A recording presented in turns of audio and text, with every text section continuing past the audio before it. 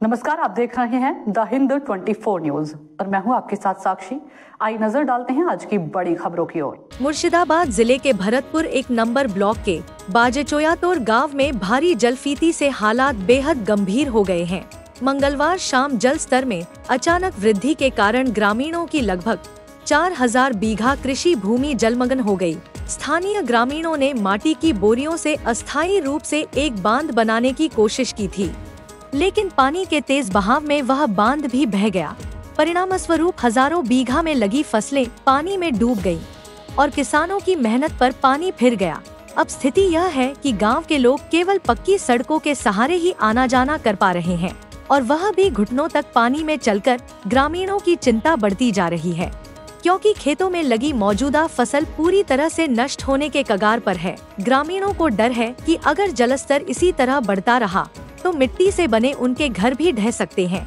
हर साल इस इलाके के लोगों को बाढ़ का खतरा झेलना पड़ता है, लेकिन अब की बार की स्थिति ने फिर एक बार यह साफ कर दिया है कि जब तक कोई स्थायी समाधान नहीं होता तब तक उनकी इस त्रासदी से छुटकारा संभव नहीं है। स्थानीय लोगों और किसानों ने प्रशासन से तत्काल और कारगर कदम उठाने की मांग की है।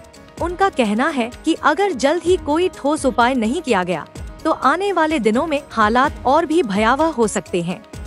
কি চাইছেন আপনারা এখন? আমরা চাইছি ওই ব্রিজের ওটাকে বন্ধ করা আর আমাদের এখানে একটা কাঠভেল করা দরকার। ওই যে কাঁদরের সঙ্গে যে নদীটা আছে আর গ্রামের সব মানে মুড়ি ভরি জলটা নিকাশ করছি না, নিজে পারাপারের জন্য ব্যক্তিগত কোন থেকে ঢুকতে লাগলো জল কাল থেকেই ঢুকছে। এখন কি জল বাড়ছে? হ্যাঁ, এখন জল বাড়তে দিকে।